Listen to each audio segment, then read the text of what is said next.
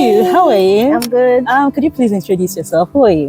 I'm Adesewa, a product designer, a Christian. Oh, I like that. Thank you. A writer. I copyright, I ghostwrite, and I'm a photographer too. Ah, nice. So you have you're multi-talented. Yeah, I am. Good to know. But today we're going to focus on your product design, right? As a product designer. So a lot of people come asking, and you want to, a lot of people, let me say, a lot of graphics designer, they're interested in becoming product designer, basically because they feel they have skill set that should help them become product designer. So what would you say is the difference between a product designer and a graphics designer? Okay, I would start with this myself. I was a graphics designer in uni. Okay. So, and then nice. I didn't know that. Yes, I was. So then moving into product design, I would say, yeah, there are some similarities, but then there are clear differences too. Okay. So a product designer basically transforms an idea into a product. In other words, carries the product from ideation to execution till it is even in the market, it is successful, users love it, and all of that, and can also, take feedback, review the product, modify it to suit users' needs and preferences and all of that. But then in graphics designer, creates visual concepts, right, that communicates ideas to consumers in a beautiful way, in a way that they can relate with, in a way that transforms into profits for the organization, right? So basically, graphics designer creates visual concepts, designs that communicates an idea or communicates a product or communicates a process, makes it beautiful, although it's not just about the beauty, but like the message in it, and then how it engages the audience and all of that to achieve a particular goal. Whereas a product designer can be a digital product designer, can be maybe non-digital product designer. Yes. So for digital product designers, I mean, it involves the UI design, that's the user interface design, the user experience design, and some other things, user interaction design as well. And then for non-digital product design, maybe a bit of industrial design, because I mean, physical products, you don't need to design maybe an interface or an interaction design for that. So those are clear differences, right? So a graphics designer creates visual concepts, a product designer designs a product or designs an idea, carries it from ideation to execution. Basically, that's just the basic. From ideation to execution. Nice. Yeah. So now that I know that you used to be a graphics designer, I'm going to ask a question. So if you were to meet a graphics designer today and they approach you and ask that they want to become a product designer, what are your best tips for them? Well, I would say that I would ask first, are you sure? Why? Is it that serious? Because product design looks really simple on the outside. People just think it's about the UI design and just to plug some screens together. But really, it's more than that. Much more than that. Yes, there is more to product design. Starting from user research, you need to really know what the users want. You need to define the problem, not just a fuzzy problem, like the exact problem, not what you think is the problem, and then start designing and all. It's a lot, I'm not going to lie. So a graphics designer that wants to be a product designer, first, are you sure? Do you know what it takes? Now, there are some things that can be helpful for you because the principles of design are the same everywhere. Right. Like the principles of balance, color, so many things, they are the same. It's constant. So that can help.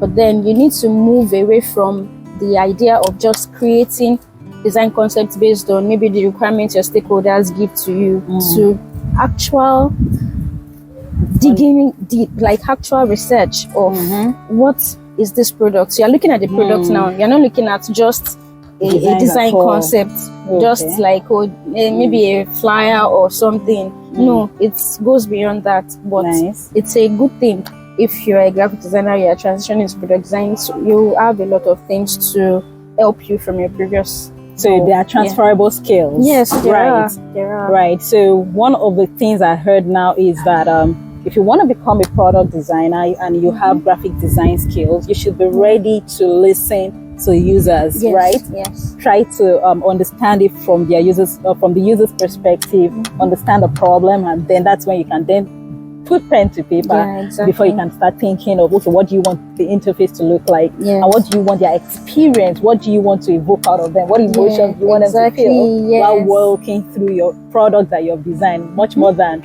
you know, creating aesthetically beautiful designs, because I mean, I've seen some aesthetically beautiful designs and they are not usable. You don't want to be that person. We won't mention them, but you don't want to be that person, right? So I think that's actually correct. So let's talk about cross-functional teams, right? So how do you manage interactions with people on your cross-functional team? Because I know you have to work with product managers, developers, and you know, some of them can be annoying. And some of them can be annoying, and some of them can be very lovely. So really, how do you try to balance everything? Well, by listening first. Listening, okay? Yes, because I listen to what they have to say, and they also listen to me. Okay. Right. Sometimes we fight. Yeah, that constantly. Like, especially when they say some things. You know, as a developer tried to explain something to you, and you end up being more confused. Oh no! Please don't listen to developers. And then you're sorry, like, no offense. Like, this is what I am trying to achieve. This is what the user flow is like. But the developer says, oh no, can we just, you know, it's a lot. They have their points, you have your points, but you need to be able to, you know, agree, come to a compromise, find a middle point. Middle ground. Okay, fine. If this is what you think it is, then let's do it this way, let's do it that way. Yeah, listening, team playing, understand that, like, be empathetic. Right. Yeah, right. Because you're not the only one in the team. You're not the only one that wants that product to succeed. I mean, that's very important to know that. Don't see them as you don't want this thing to be okay. You don't want this thing to come out right. They have their point. So listening to them, team playing, and you know, collaborating. Basically, I don't know. I want to really break down that word, but like listening to them.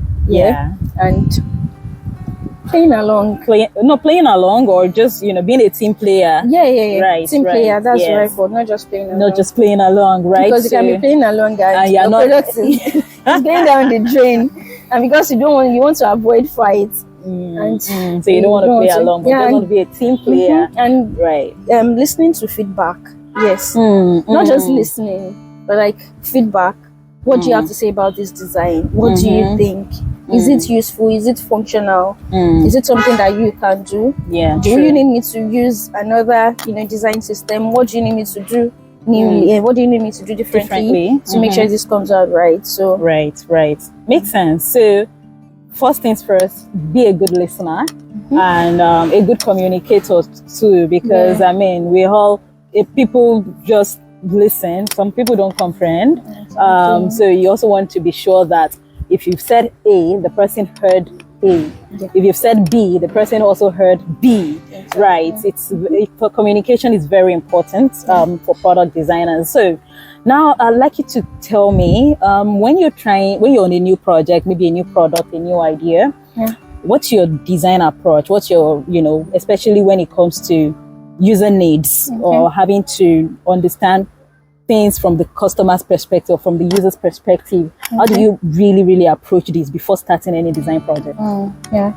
So this is what I do. So there is a design idea, there's a product idea, right? But then that product idea is your idea. Right. It's what you think it is. Whatever you think it is, that is what it is. But what I do, I would say I get into the jungle. This is it. I want to know what the users feel. I want to use what they use so I can feel what they feel.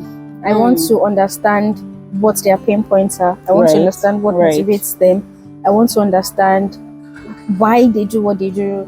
Like, why are you doing this? I mean, we all should pass this point, but you pass here. Why? Is it because here is shorter for you? Or maybe because though it's longer for you, find your friends along the way. Is that why? So I want to know, I want to understand. So I interview them. to get their feedback, to get answers to these things, like their pain points, what they want to do, what they don't like doing, and all that. And some of these interviews can be physical, can be online. So basically, the first thing I do, yes, I already have the design concept, I already have the idea, I already have it sketched out, but then I need to know, this thing I want to do, is it something users will really want? Will it solve anything? Will they use it? Even if it will solve anything, but will they use it? So I conduct interviews, and afterwards I gather their insights, their feedback, and all of that. Then I begin to build, put one or two together, see from the insights they gave me, from the feedback they gave me. So I begin to put one or two together, create a wireframe and all of that. Then review as well with the stakeholders involved to see what they have to say. And there can be a lot of back and forth in that process. But after that is done, then start creating the low fidelity, the prototypes and all of that, the visual designs, testing, very important. Yeah. Because usability testing is important. You need to test and see this thing, is it something is it something helpful? Is it usable? Is it functional? Is it solving anything? So from there we start building and all of that. Nice. I think it's also always important to talk to customers and hear them, because there are some things, they are hidden gems in what customers will tell you. And a lot of time, customers tell you what they want and not entirely what is needed to solve that problem. They could just ramble about, but until you speak to them one-on-one, would you know the exact problem and how to solve it. All right. Thank you so much for coming on the show today, Adesewa. Thank you so much. All right. Take care. Bye.